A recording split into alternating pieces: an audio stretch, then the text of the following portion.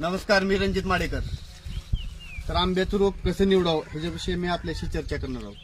आंब्याचं रोप आपलं कसलं असलं पाहिजे, कारण आपण भविष्यात 25 वर्ष फळे घेणार आहेत.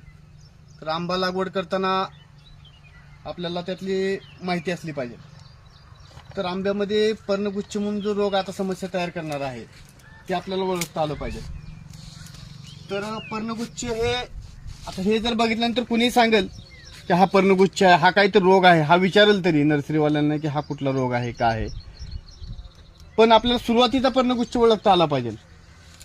जर आपण रोप निवडायमध्ये जर आपण फसलो तर भविष्यातल्या बऱ्याच गोष्टी आपल्याला 30-40% उत्पन्नामध्ये आपल्याला नुकसान होणार आहे. हा 2 पेऱ्याच्या मध्ये जी नवीन काटेरी फूट आहे हा पर्णगुच्छ आहे, हा ओळखता आला पाहिजे नवीन जे लागवड करणार आहे त्यांना. आज बरेच जण सहज सरस हातात रोप येईल ती द्यायचा जो प्रकार चालू असतो. मी जरी नर्सरीवाला असेल तर आमच्या नर्सरीतून शून्य पर्णगुच्छ मुक्त आम्ही रोपं दिली. ह्या गोष्टीचं आम्हाला खूप मोठं समाधान आहे, कारण आम्ही स्वतः 2000 रोपं लावलेली. खात्रीशीर रोपं आपण लोकांना दिलेच पाहिजे, कारण ह्याचं नुकसान नंतर भरून काढू शकत नाही.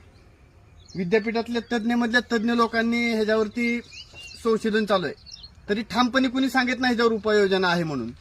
तर खात्रीशीर रोप आपल्याला कसं असलं पाहिजे, मी तिसरं रोप दाखवते. हे अति पर्णगुच्छ असलेलं, हे कमी पर्णगुच्छ असलेलं आणि सशक्त रोप हे असं आहे की 2 पेऱ्यामध्ये तुम्हाला कुठेच काटेरी फूट दिसणार नाही. हे सशक्त रोपाचं लक्षण आहे. तर आपण आंबा लागवड करताना आपल्याला पूर्ण माहिती असलीच पाहिजे. आम्ही जे लोकांना रोपं दिले ते हे पूर्ण असे दिलेले आहेत. धन्यवाद.